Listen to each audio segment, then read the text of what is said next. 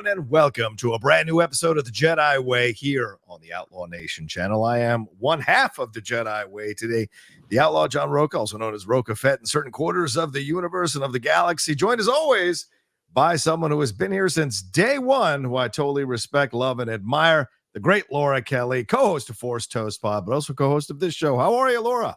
I'm doing amazing. I'm so glad to be back. I'm so sorry that I missed you guys last week, but I had fun watching Frank fill in. So thank you, Frank Janish, for stepping in and getting to talk about the Acolyte trailer without me. It hurts. Yes, and big shout out to Frank for stepping in. And of course, typical Frank Janish turns himself into a meme, gets vilified on some YouTube videos because he spoke about canon and the Acolyte and whether people care or not. And it became a whole thing. So there you go. Ooh. That was funny. Wouldn't you know it, Frank Janish, of course.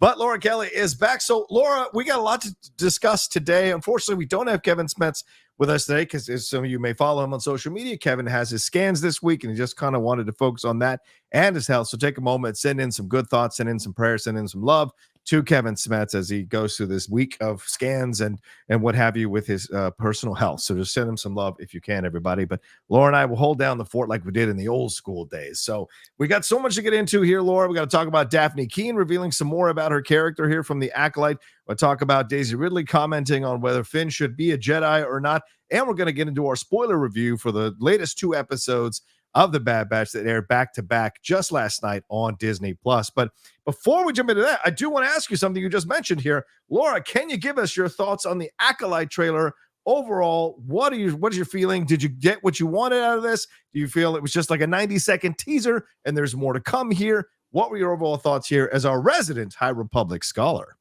Well, I didn't realize that there was actually any controversy because I missed the last show because I was on a beach in Mexico and I was relaxing and I was unplugged.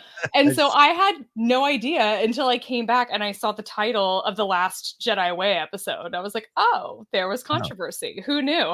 I had no idea because when I saw that trailer, which I think was very similar to what we saw at Star Wars Celebration back in London, I mean, I was in a room full of High Republic massive fans. And so it was just like vibes and excitement. There was no controversy. So imagine my surprise when it's released to the general public that, of course, there is controversy. I'm really, really excited about this show. I don't even actually mind that the trailer was, number 1, so short. Number 2, didn't give hardly anything away. And number 3, basically something that I had already seen. Still very excited about it. Now, you guys talked a lot about legacy characters and whether or not they would actually show up. And while I think Yoda is likely, none of you mentioned Yaddle, which I think is even more likely because we've already gotten more of her story in Tales of the Jedi. We got her voiced by Bryce Dallas Howard, so we could bring her back in to do the voice in the High Republic era. We also got a lot of Yaddle in the High Republic Phase 2. So we're bringing a lot of her into the story recently, which I'm a massive fan of. So I kind of hope that continues. I guess I would say that I don't necessarily think of her as a legacy character, but I think that's an excellent point. She is a legacy character now after all this time. She may not have been in the original trilogy or the prequel trilogy, but certainly she is now by this point a legacy character. So that's a fair point. We should have thought about that for sure. Well, I guess that's true that she had like just the tiniest cameo, I think, is in Phantom Menace. Like you can see her for like just a second. So that does really not count as a legacy character, does it? But yeah, I think the thing that really stuck out with me about that trailer is the scene at the very end where all of the sabers light up and the Jedi charge ahead. It's very reminiscent of some of the existing imagery, this like very iconic imagery in Phase 1 of the High Republic. So to end the trailer on that shot, I thought was just chef's kiss, a really strong ending. I'm very excited. It's a great point. Yeah, that shot of the book there where all of their lightsabers up. Yeah, it's an excellent point to kind of evoke that because we are on the tail end of the High Republic era when this show comes out. So that'll be interesting how the similarities of that and how maybe that's possibly a last stand, so to speak, in a way, going out as they started with all their lightsabers lit and ready to go. It'll be fun to see for sure. These 8 episodes from Leslie Headland coming soon. And we should segue here, Laura. If there's anything more you want to say about it, are you good to go? We jump into this? No, let's jump into this because I got more to say on the Acolyte, so I can do it here. All right. So Dafne Keen was in an interview here with Entertainment Weekly. She spoke more about her character here that is going to be in the Acolyte. She said her character is half human, half Thelan, all Jedi here. And if you don't know what Thelans are, they have three. They're a rare sentient species that have three horns on either side of their face, hooved feet, brightly colored hair, and spotted mottled skin. They were able to interbreed with humans to create a hybrid. And in the galaxy, we've seen Thelans as Amos Tillian was a communications engineer for the Galactic Republic during the High Republic era. Then bounty hunter Latz Razzie was a female Thelan, as was Iron Squadron member Goody Therese. Ristal Sant, which is a veteran singer and dancer, you'll remember her, performed at numerous venues across the galaxy and with the Max Rebo band. And Chasna Chittick was a member of the burgeoning New Republic's Alphabet Squadron, which was tasked with hunting down the Imperial Starfighter unit known as the Shadow Wing shortly after the Battle of Endor. But this is Jecki Lon. That is the name of the character here that we're seeing. These pictures that were submitted to EW, and they posted here exclusively on their website in their magazine for this character that Dafne Keen is playing. And she went in more on this. Laura talked about how she's a Padawan who's very devoted to Li Jungjai's Jedi Master soul and does not do anything without his say-so. So it's she said it's less of Obi-Wan Kenobi and Luke, and it's more a matter of he's here and I'm down here, but we're going to be together going forward and doing things. So what did you think about the comments that she had to say about it? And of course, talked about how long the makeup took and how much all that stuff is to put on and all the work that she did and the character that she found and these new pictures. Well, I think this is going to be a very different Jedi Master relationship than what we're used to seeing on screen, which I think is really exciting. It's great. It's great to get something different. Obi-Wan and Anakin are really exciting in their own sort of category. They're much more like brothers, really, than they are like master and apprentice. When you look at characters like young Ezra being so rebellious and independent, he often clashed with Kanan Jarrus, his master. We saw Rey clashing with Luke a lot in the sequel trilogy, and we definitely just saw Sabine clashing a lot with Ahsoka. So many of these on-screen master and apprentice pairings often have, this sort of tension, and which kind of makes sense when you're talking about like sort of rebellious teenagers and that sort of being the general age of most Padawans. But given what she's talking about in this interview, it seems a lot more like this is going to be more like a young Obi-Wan type of character, or even more closely, I think, a young Vernestra Rowe, who we will see in the Acolyte as an old person, but she's quite young in the High Republic in phase 1 and 3 now. In this, the way that Dafne Keen talked about this character, it reminded me a lot of like a younger Vernestra Rowe, which I think that's kind of a fun tie-in to bring a character like that back into the forefront, because obviously the real Vernestra Rowe is going to be in a very different position in a very different part of her life when we meet her in this show, I can imagine. But I really enjoyed this interview. I really liked hearing her talk about, how it was sort of freeing to not have her face, like to have all of that makeup put on, that it just like kind of, it gives you different opportunities as an actor. And, you've done some acting, John. I thought maybe I wondered if any part of her interview talking about what this was like, and not even just being in the makeup chair, but being on set. I mean, anything to relate there? Oh, yeah. Listen, look, obviously, I am in no way comparing myself to Dafne Keen, who's a fantastic actress and who's now been a part of 3 franchises, right? With the Dark Materials franchise and then Logan and now this one. So certainly someone that I absolutely respect and admire. And I love, because she's also Latina, I love that she's getting another shot to be in another franchise and to show what she can do. But you're right. These are the things that actors talk about. Getting to hide behind prosthetics, getting to hide behind makeup.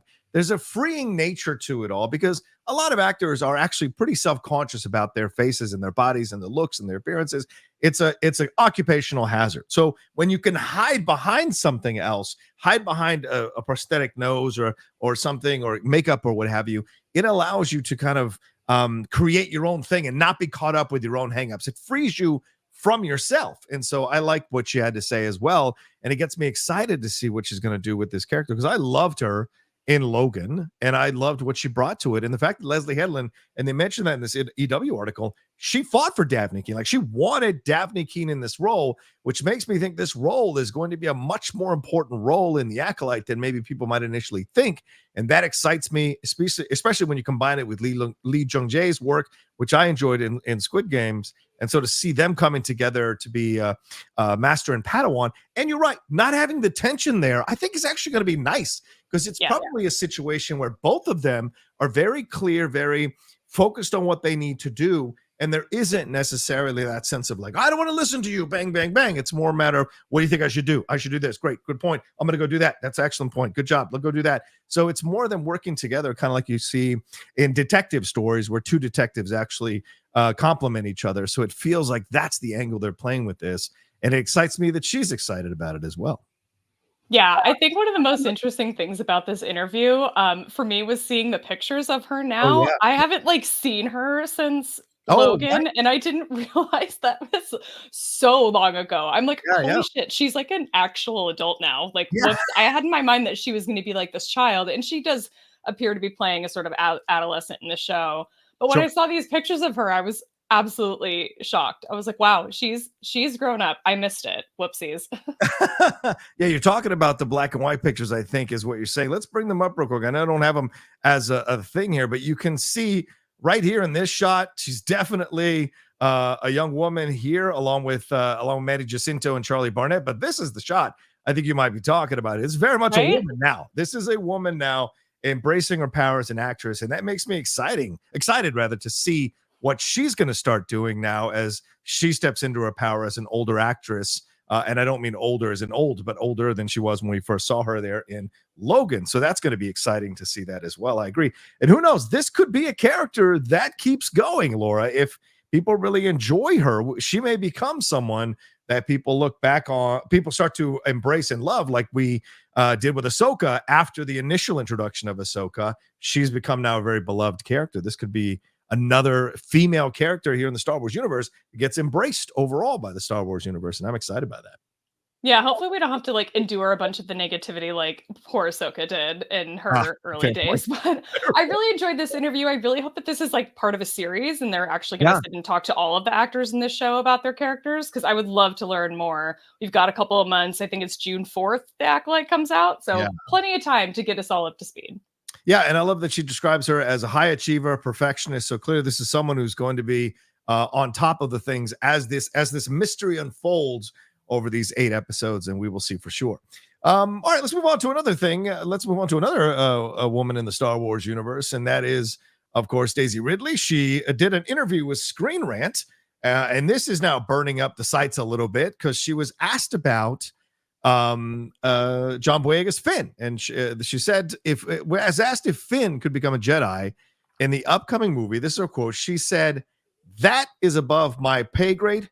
I would love to see that, but that is not a decision for me, which of course is 100% true. So it was maybe her way of hinting at it, and then in the end saying, it's above my pay grade though, but I'd love to see it. This is above my pay grade. So this has been a debate since, I think, The Force Awakens and the subsequent installments of that trilogy, and even to now, whether Finn should be a Jedi. And certainly there was stuff at the end of The Rise of Skywalker that would hint at the possibility, saying he felt something, that he might be Force sensitive, he might be a Jedi. Would this be a leap to see him become a Jedi? Of course, we've seen it in the Lego stuff, which is a lot of fun. Daisy really training the Lego Finn how to be a Jedi and stuff. Would it be interesting to see him be maybe one of the first members of this new order? Or do you see possibly that she's going after him to be part of this? Because I said like a year ago or a few months ago that I heard from a number of reliable sources in my side of things that John Boyega would be coming back to be a part of this Rey movie. And, Jeff doubted it. A lot of people doubted it. But with the change in the writer and the change in the approach, it seems like it might be a lot more of a possibility than it was even before when I thought about it. So if A, do you think he's coming back? And B, if he does come back, do you want him to be a Jedi? Well, I think they definitely laid that groundwork in Rise of Skywalker, so I Yeah. fully accept the storyline of Finn becoming a Jedi. Not everybody needs to be a Jedi. Not everybody needs to be Force sensitive. Oh, he's gone. Okay. I'm good. Keep going. I'm good. Keep going. Oh, okay. Anyway, for people that don't know, comes up a lot. power went out here in San Diego, so I'm adjusting things as I go along. So please forgive me. Go ahead. That's okay. I see the argument a lot when we talk about even characters like Din Djarin and Omega, people wanting those characters to be force sensitive. And I stand by the fact that I don't think all characters need to be force sensitive. And I especially don't think either of those two characters do. But I think it makes sense for Finn, story wise, for sure. And I also think that the farther away we get from the sequel trilogy, the more likely we are, I think, to get John Boyega back in Star Wars, because time and distance truly do make the heart grow fonder. And Yeah. I know that he didn't end his Star Wars journey on like a good note. We saw some of that like post Rise of Skywalker press come out with he gave Yes. some interviews expressing that he wasn't really happy with the direction of his character. But it's been a while. It'll have been even longer by the time they start filming this. So I bet John Boyega wouldn't say no right off the bat. What do you think? I think it all depends on what they offer him and the role. I mean, I think it's been really clear that he felt kind of shortchanged. Well, not kind of, fully shortchanged by the sequel trilogy. And I think he's progressed so much as an actor now. If you've seen him in things like The Woman King and other projects he's had ever since the Star Wars, he has really laid claim to being a fantastic actor. So the question becomes, well, what's going to excite him to come back into the Star Wars universe? And it's got to be a role that is really a Finn that is well written and better written than he was before, and a Finn with something to do. And he's an older actor now. Like when he was younger coming in, he was still making his bones. He's not going to rattle the fences. He's not going to get attention to himself. He's going to do his own thing and try to give them what they want. Now that he's an older actor who's established himself, has been this long, all these years since that sequel trilogy, I think it's a different approach, a more adult approach. And he's clear. Like, if I'm coming back, A, this is how much I want, and B, this is what I want from the character. And if you're going to do that, then I'm 100% on board. And I think that's going to happen because they're doing that for Rey. Because I imagine Daisy Ridley, said, well, I want to do this with the character. If I'm coming back, this is what I want to see for a character like this. I think John Boyega is going to be in the same boat because watching Disney in these, watching Daisy in these interviews, very intelligent, self-composed, very clear about what she wants. That's a woman. That's a full-grown adult woman who is being very clear about what she wants. Whereas when she first got it, it's just a young person excited for the opportunity. So I think that's what's going to happen with Boyega. And if he comes back and he's a Jedi, I think that would be awesome. I hope we see flashback sequences, which Star Wars rarely does, showing his training or showing how he found this power. Or if maybe Daisy's going to train him, I don't know. But either way, I would like to see him come back and have a much more stronger energy and essence and role to play in the sequel, in the next Star Wars film that he's going to be in. So yeah, that would excite me for sure. Yeah, and a more confident actor and a more confident character at that point in time, I can imagine. That would be really cool to see. So I'm all for it. Yeah, too much of the histrionics in the sequel trilogy. And again, he played the comic relief in certain moments. He did what the job entailed. But I think you're 100% right. A much more confident, composed, relaxed performance, I think, would showcase much more of Finn. And we all know this, Laura, in the Star Wars universe, a second opportunity to play a character or a second opportunity to be part of Star Wars. Certainly a lot of people want to see that happen now, as we had it with Hayden Christensen, as we just had with Ahmed Best.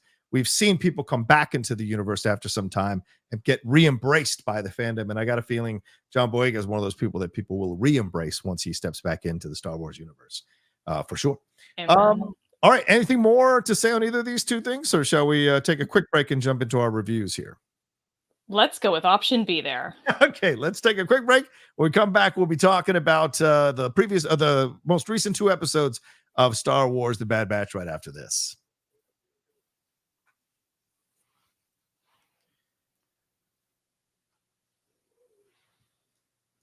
All right, let's get into it, everybody. Bad Batch season 3, episodes 10 and 11. Identity Crisis. Let's deal with episode 10, Identity Crisis, first here. Laura, this was an interesting episode. Really dark. No members of the Bad Batch in this particular episode. This was a Emery Carr episode, Dr. Carr episode. She becomes the head scientist here with Hemlock's permission. She gets brought up to speed on Project Necromancer. Let's take a look at her there. Project Necromancer. She sees that it's kids who are kept in a vault We meet these quote unquote specimens who are these kids. We find out that why Hemlock wants Omega, which is because he tells Eb that Omega's blood is the key because it's the only binder compatible with the children's DNA, able to recreate their M count levels. Meanwhile, we get Cad Bane showing up in this one as well, and taking a young child with a high M count to Hemlock's place. Carr meets Eva, the young girl that I just showed you all there. They have a back and forth, and she asks a lot of questions. Then she meets the green young kid back there, Jax. And you're watching these clones come in and be a part of the this clone army, be a part of this, clone soldiers. We see the kids are injected with stuff. And then we get a scene with Carr talking to Nala Se about what she was trying to do with Omega, what she was trying to do with these specimens. And Nala Se calls her out a little bit when she says she doesn't have the power to do anything. Nala Se says, don't you? But then we see Hemlock, because we see Carr wanting to have a little more interaction with the new specimen that's coming. Hemlock gets called away by Tarkin. They have Tarkin questions the financial impact of the station and the progress that they're on. When Hemlock rebuffs Tarkin, which I don't think I've ever seen in Star Wars, he says, well, you better get this right or I'm going to shut the whole thing down and you're going to be in trouble. Hemlock talks to Clone X assassin, who tells him that he to not return unless he finds Omega. And then we see that we see the new kid show up, and that's a really heartbreaking situation there. She goes and finds the files, pulls out Omega's Lula doll, and gives that to Eva to calm her nerves about Jax being held in for 2 rotations. So this was a contemplative, really dark episode, Laura. What were your thoughts overall on this episode and any of the specific scenes that stood out to you? I really enjoyed this Emery-centric episode. I think I could have done actually with more of these. I know that I know that, not having the Bad Batch in them, we only get a couple of those every season, but I don't know. For most part, I think a lot of them are hit or miss. This one was a definite hit for me because from the beginning, from the minute we met her, I thought Emery Carr was a very intriguing character. So I'm excited to actually get to know, get to sort of get more of her backstory. We got some really interesting hints about a sort of potential past between her and Nala Se. It almost sounds like maybe Emery was like a sort of first incarnation of Omega. Maybe that didn't actually work the way that Nala Se had imagined it would, and then we got Omega from that. And it sounds like Emery may have felt a little discarded after that. So that kind of insight into this character that we've now sort of been following just on the edges of, getting to dive a little bit deeper into some of that, I thought was really fun and really interesting. I mean, where did you land with this Emery-centric storyline? I loved this episode. I love contemplative, dark episodes. And there were moments, even for an animated series like this, where I was really uncomfortable. And it may just be because I'm older. Because I mean, maybe in my 20s, I wouldn't have cared so much. But seeing these young kids and seeing hearing the pain in their voices, and great voiceover work by all the actors voicing these younger kids in the show, in this episode, especially Eva, when she's just like asking all these questions. Can I go home? Will you help me? Let me know when I'm going home. And so Emery has to walk into this situation and in essence hear what Nala Se has been doing to keep this thing afloat. And then when they have the back and forth, she says, Nala Se, that she did what she could in that situation, but her focus was trying to get Omega out of here because she was the most important part of all of this. And unfortunately, those kids might be a little bit of collateral damage, but she couldn't totally overplay her hand. So she had to kind of keep them afloat a little bit so she could get Omega out of there and hopefully end this program and save those kids as well. But the fact that they're called specimens, the fact that Hemlock tells Carr, don't get close to them, don't don't establish a contact with them, and she calls them by their names, right? SP32 or something like that, and then she gets to know their names, and we see her break down. And you make an excellent point, Laura. She says that reminds me when I was young. What does that mean? That's a mystery. What is?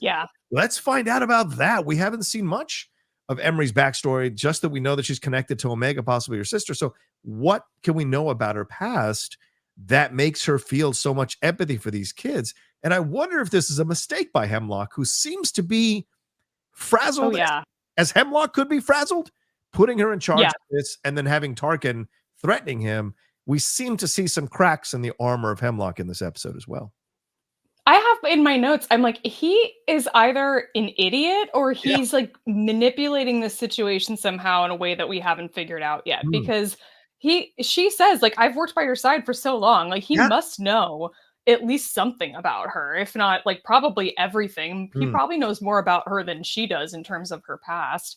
Probably. Yeah. But I'm really surprised that he's allowing some of these things because knowing working with someone for that long and getting to know them, you kind of can predict what's going to happen. I mean, we only all just met Emery, and I can Yeah. predict, I feel like, what's going to happen. She's getting connected or she's getting attached to these kids. Yeah. And they are, you're right. Shout out to the voice actors doing the work on with these little kids. They're so good. The emotion Yeah. that comes through just tears your heart out.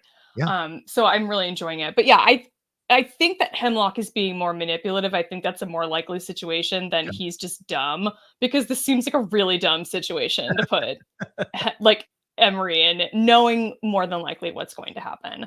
I do like that we get this insight from Hemlock. We get a little bit of this exposition when they're Yeah. talking about exactly what's going on with Omega in her blood. And he talks about how her M count can't be replicated from the source, or yeah, but Nalase found another way and then helped Omega escape. Omega's blood is the only binder proven to be compatible, which is why she has to be found and taken alive. Yeah. And I like that we finally got a little bit more insight into exactly what's going on there, because I mean, all these people being like, is she force sensitive? And Right. kind of still unclear following the end of the last episode where it was so much about Asajj Ventress.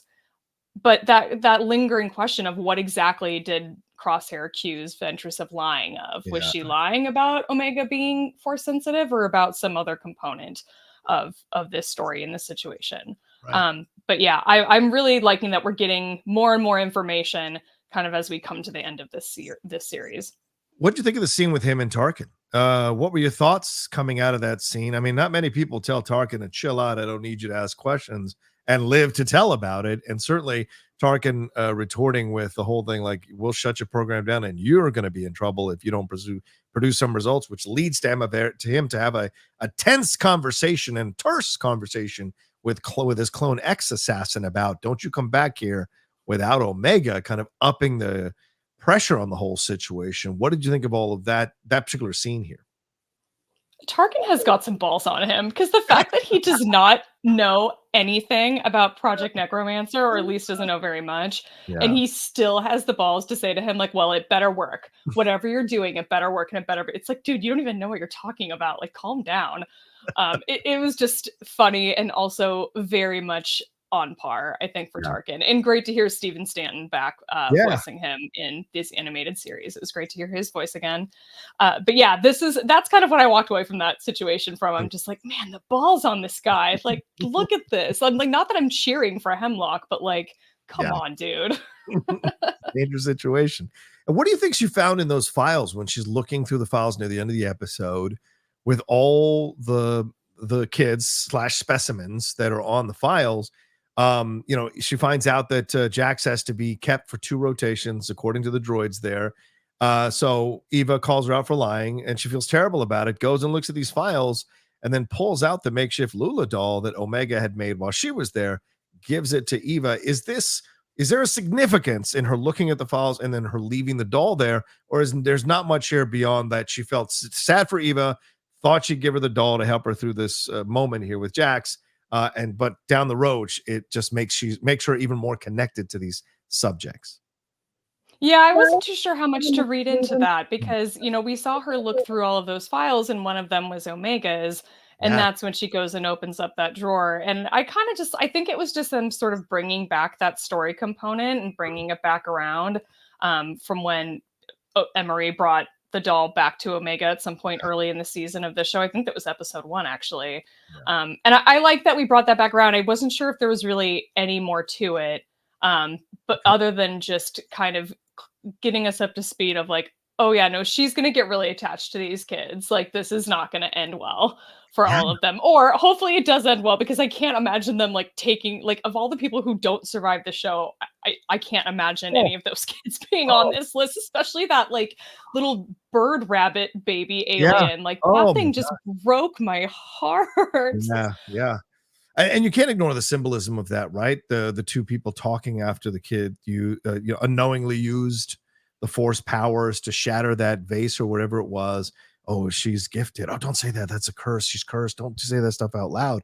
And so you hear that. And what do you think of Cad Bane coming in this episode as well? The ruthlessness of Cad Bane and the way he takes down that young alien's parent there and takes her with him and keeps in that steel contraption and then open like Cat is soulless in his approach to this kind of stuff, pays off the one dude and then rolls in there, gets his payment, and then takes off with Toto. So what do you think of this with Cad Bane in this episode? It was great to hear Corey Burton back, Seth Green back as Toto as well. I was really excited to see the both of them back in this episode. But yeah, I mean, very typical Cad Bane stuff. He's just ruthless. And we saw him, sort of on this sort of same storyline in the Clone Wars, Mm. where he was trying to capture, there's the children of the Force back in the Clone Wars too. So he's still on that rant, I guess. But I think that his conversation with Emery Yeah, too was again very enlightening, very intriguing when he talks about how he's like,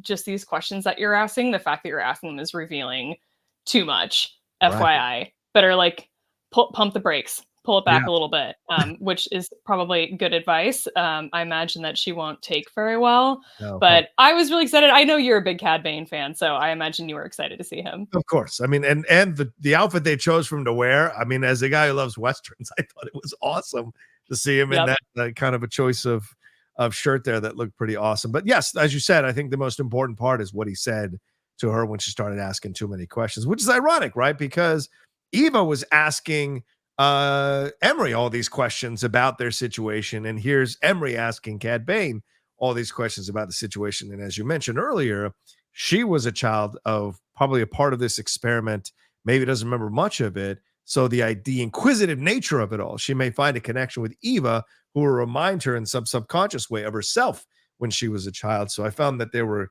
parallels in that and connective tissues in that as well. But yeah, great to see Cad Bane. I just love that guy so much, and Toto as well. I'm not a nanny droid. Oh, I'll give you the doll. Oh, okay, I figured it out. Great, awesome. All right, let's jump into the next episode here. Episode 11 here, Point of No Return. This is getting a lot of positive feedback from a lot of people here, Laura. Basically, Fee is being tracked by Clone X, who steals info from her ship when she refuels on Andro Prime. The Bad Batch is loading up their ship on Pabu. They're going to take off here. Leanna and Omega go to a makeshift museum. She leaves her Lula doll and Tech's shattered goggles, which was heartbreaking. Clone X shows up, finds Omega, notifies Scorch, who sends a droid army there ready to attack. Clone X blows up the Marauder ship, almost kills Wrecker and Gonki. Wrecker is incapacitated. The Empire ship shows up, ransacks the town. Hunter has a death-defying sequence on one of the Empire ships, lands in the water. Omega tells Crosshair she must surrender herself there in the museum, and Crosshair doesn't want to do it. It says it's a terrible plan, but Omega says, no, you can put a tracker on the ship, or I can have my comms open. So eventually, Crosshair relents because Omega says it's my choice. And as she's leaving here, and you see, and he's about to fire the tracker, he is distracted by other droid troopers, misses the shot. Omega is here on the ship. And then we see her do something here, Laura. She calms her mind and breathes. So, what an interesting ending for this.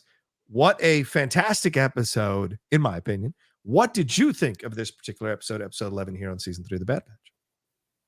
I really liked it. I found it very emotional. I mean, that shot that Crosshair takes, and you just see, and he's like got his helmet on. You can't even see his face, and you can still read so clearly the emotion in the wave that washes over him when that happens. So like bravo to the animators because that came through very clearly and very perfectly. This story that has sort of made Crosshair and made Omega the heart of this season. I'm just loving it so much. So I think that they've done a really, really effective job of laying that groundwork. And I am excited to see where it goes from here. But Hmm. I overall, yeah, this was just a lot of devastation. I mean, the Marauder, we lost the Havoc Marauder, like of all of the things to take from the Bad Batch. At least it wasn't Batcher, thank God. But that's devastating. They lost their home, that's so sad. Yeah, and I thought this episode did a really great job of kind of poking holes in the mythology of legends, right? And in that, in our minds, we're watching this and we're thinking, okay, are they going to be able to outwit this entire army? These three droids, and are they going to be able to do this thing with an Omega? And it's like, no. Here's the reality: when all these droids come in, and look, it's an occupying force. So just like in the last episode, where we see how they're using these kids as experiments, as we've seen historically in the history of the world, how occupying powers have used young children for experiments or people for experiments. That's a very harrowing thing to witness in the last episode. In this episode, watch an occupying force walking into a town and essentially turning it over and threatening to do worse if they don't adhere to everything they're saying. We see the mayor step up and try to stop them. He gets put on his butt, and we see all of this stuff go down, and we see how brutal it can be. They're going into houses. And this is like the old school fascist police walking into people's houses without permission, looking for ID, ransacking and turning it all over, destroying things. And as the mayor said, they're destroying their livelihood by blowing up all the ships and all of that out there in the harbor, so she can't get away. So it's a brutal thing. Yes, from the outside animated, you could be like, oh, that sucks. But like what I think they're really saying, when you look underneath the message here, it's a pretty hardcore message against the fascism approach to ruling people. And so I think that's a very strong thing that came through in this particular episode. And the reality is, three, no matter how great droids they aren't enough to stop an entire army getting what they need to get. But Omega's sacrifice, I thought, was incredible. And you're 100% right. Crosshair missing that shot, I felt that. I felt that. And I agree with you. The progression of this relationship has been fantastic to watch. Sadly, we had to lose Tech in order for this relationship to flourish and to blossom in this particular season. But seeing that moment, and look, his hands weren't shaking. He was focused on trying to get her, and unfortunately missed the shot because he was distracted by all those clone droids and couldn't get it done. So now the question becomes, what's going to happen here? So this final moment here, Laura, what are your thoughts? Is this her calling Asajj Ventress, do you believe? The meditation stuff, the calming of the spirit here, the breathing. Do you think she is calling for Asajj, and we're going to see her next episode? No, I think that I have fully written off the idea of Omega being force sensitive, and I sincerely hope that holds true. Okay. I think it's just her calming herself. I think that All she's just taking some of those lessons that she learned From from Asajj. Gunji and that she's Oh, good. passed on now to Crosshair, and I think that's all that she's doing, Okay. to be honest. So, but I know that there are a lot of people out there who probably disagree, and a lot of people that are hoping for Omega to be force sensitive. Maybe a good wish. I don't know, but yeah, I think that's really insightful though, what you bring up about this like occupying force that takes over Pabu, comparing it to like a fascist state. It very much feels like that. And it's really admirable that Omega is the one that steps up and recognizes like this isn't going to stop. Like they're not going to stop until I do something. And the fact that Crosshair, I think, sort of lets her have that agency Right. to make that decision herself. I feel like if Hunter was in the room, if they were switched, like I don't know if Hunter would have allowed that. I honestly don't know. I think she would have had to like sneak away from him if she actually wanted to go through with that plan. But Crosshair like allows it to happen. And I don't think that there's anything sinister behind that, though I wouldn't be surprised if there are some characters who accuse him of that, of letting her go on Maybe purpose. reckless. Great points. Yeah. Yeah. Yeah. But I think that this is him giving her agency, letting her make the decision herself, in hopes that they will be able to find her somehow and they'll be able to, the big mission is to free all the clones. She even tells him, she's like, I am just a small part of this. There's a bigger mission here that we need to focus on. And yeah, just really, really well done story in this episode. You bring up Tech though. Have you seen some of these theories, John, that have been floating around Twitter today? Oh, Okay, no. so Please. the droid, what is it, like CX2 or whatever he is? Yeah. He uses the word domicile, which a lot of people are reading into because Tech has used that term before. And it's just kind of a very strange, even in Star Wars, archaic word choice. So the fact that they both have used that word in the show, I think people are sort of latching on to that. I've also seen my theory though is, and I don't know about the tech being alive thing. I've already bitched about this to hell and back about how not every character needs to come back. It's okay if Yeah. people stay dead Yeah. sometimes. It's fine. But I wonder maybe because there's another situation. I can't remember what the other theory is, but I just Mhm. remember that domicile was one of them. There's some other like some other clue that dark clone could potentially Really? be Tech.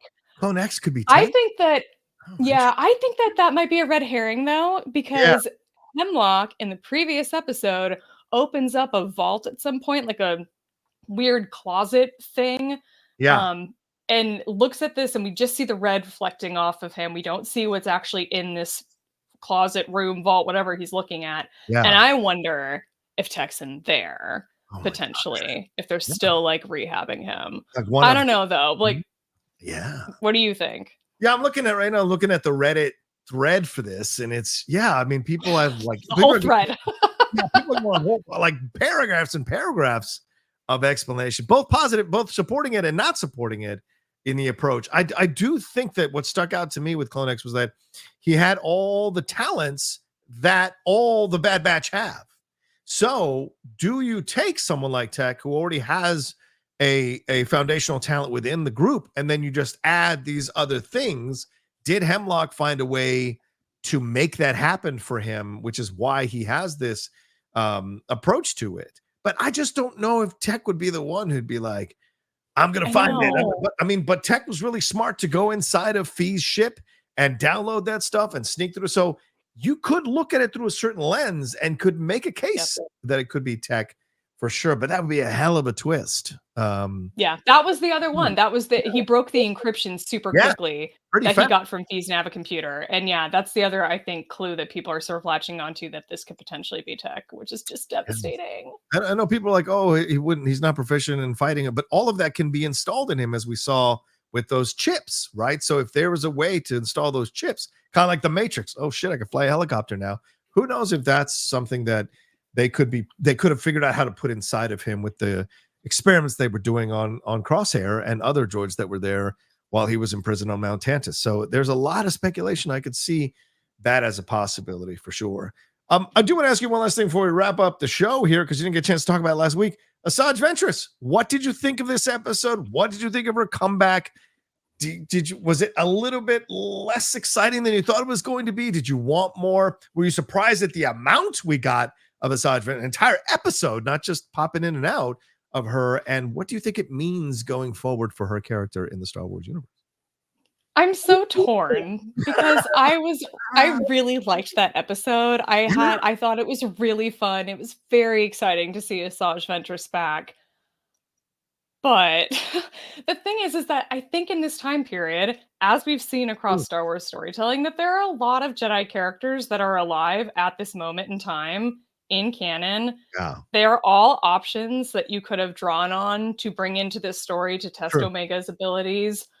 There are really quite a few options, and I think bringing Asajj Ventress back from the dead was not the end all be all only option. Yeah. And from what we've seen so far, which was just one really good Asajj Ventress episode, I Yeah. really liked it. Yeah. I don't think that this was a good enough reason to bring her to like undo the ending of Dark Disciple. I just don't. Yeah. Like that might be a hot take in some circles. That's fine. All of these people out there on Twitter arguing about how night witches have always been able to like resurrect the dead and it was a magic lake. Like it's whatever. Just let it go. I'm like, no, it was still a meaningful sacrifice that they undid. And that episode was great. I really enjoyed it. I don't know if it was a good enough reason to resurrect her. I imagine, as they've said, that there is more Asajj Ventress storytelling to come. We'll get a better explanation, and I think more and better storytelling that gives us a good reason to have brought her back and to have undone that story in Dark Disciple. But for the time being, I'm still just like, why did you didn't have to do that. There were other characters you could have brought in to do that, to accomplish the same thing. Well, as we pointed out a couple weeks ago on the show, it seems like Nika Futterman might be alluding to an Asajj Ventress series, and that might have been the reason why they did that, to bring her back in this way, get everybody who had maybe not seen some of the Clone Wars to get a good taste of Asajj Ventress with that one episode, because they have big plans for her. But I hear you, Laura. Absolutely.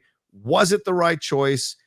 Did it seem like she was the only one that could do this? Although it was badass and it was fun, did Yep. you maybe not 100% figure out how to fully establish herself again and explain how she's, I mean, she says just a tossed off line at the end, I have many lives left to live. So it's like, well, what the fuck does that mean? So, your question when you're looking at that. And so we'll see. And I think they've built themselves a mountain to climb, and they've got to climb it to convince a majority of people who know the story that her coming back makes sense, and how they tell it in the canon of Star Wars will have to make sense for a lot of people. So we shall see for sure. Yeah.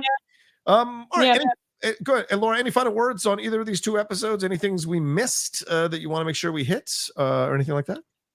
It's not so much related to these two episodes, but just a realization I had in general about this season. Okay. And I'm curious to get your thoughts. It occurred to me that if Echo was alive during Star Wars Rebels, he would have been on Selos with Rex. Oh. So I have now resigned myself to the fact that Echo is not going to survive this series. And I think part of the utility in that is that his death is going to free up that ship that him and Rex have been using to become the surviving Bad Batch members' new ship.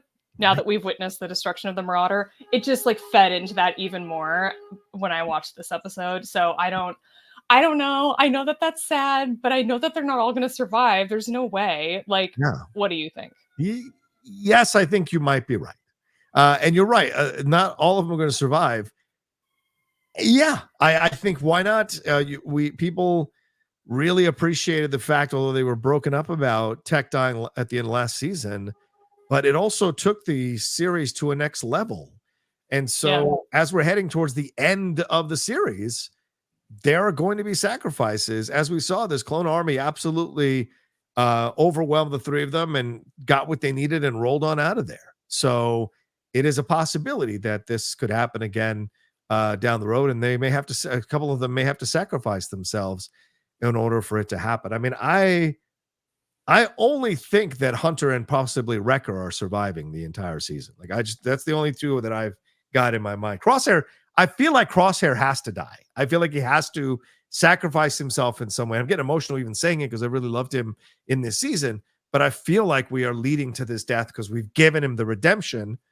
And as we saw in The Rise of Skywalker, once you get redeemed, you die. So, I mean, it's very possible. We saw at the end of Return of the Jedi, once you get redeemed, you die. So, I mean, it's very possible that Crosshair will be redeemed and die in some massive sacrifice for Omega, bringing it full circle, or massive sacrifice for the other Bad Batch in some full circle way. And it'll break my heart to see it, but I'll also respect it story-wise if they make it work. So, yeah, I wouldn't be surprised if Echo goes as well. So, because Echo's got a lot of damage from all the stuff that he's experienced. So maybe something will trigger him that will cause him to make a sacrifice because he doesn't want anyone else to suffer what he suffered. Remember when he was plugged into everything? That's something that's horrific to overcome the trauma of that. So, yeah.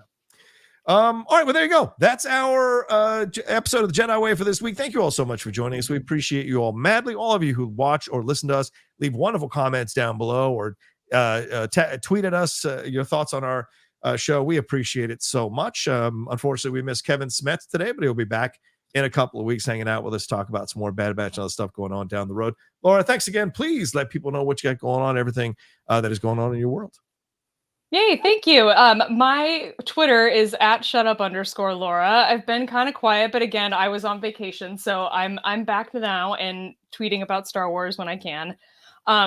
We're doing episodes of Force Toast, but we're taking a little bit of a break. So once we do catch up, it's going to be all about catching up on the Bad Batch. And we're going to catch up on the High Republic. We are recapping comics on Force Toast right now, the main comic series.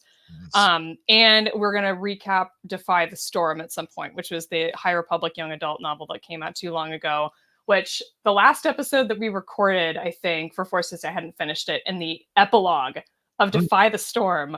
Oh my God. The way that it sets up Temptation of the Force, you guys, it's just perfection. And the one behind you. That I just got that one from Del Rey as well. The book behind you there. Yeah. I'm enjoying. I think I'm halfway through it. I'm enjoying it. It's a break from the High Republic, which I kind of have a hard time wrapping my mind around. I'm just like, can we just get back to my storytelling, please? But it's good. It's good to have a break. I agree. And I saw that Mace Windu one is coming soon, or is coming out. Is it out already? I got to take a look at that one at some point as well. As for me, you can follow me at The Rocha Says on Twitter, Instagram, and TikTok, The Outlaw Nation on Twitch. And please subscribe to the channel. Hit that subscribe button. Hit that bell button. We are marching our way to 50,000 subscribers here. The little YouTube channel that could up that hill. We'd appreciate you all coming aboard by hitting that subscribe button, hitting that bell button as well. And if you want to follow Kevin Smets and give him some love, it's at Kev Smets as well. And of course, he's got the KOTOR stuff going on that YouTube channel you can check out as well, and Scoundrels Inc. with his boy Frank Janish, who again, thanks so much, Frank, if you're watching, for hanging out with us last week. You were awesome. All right, take care of yourselves. Be well, everybody. And Laura, what do we have to tell them? Always remember, your focus determines your reality.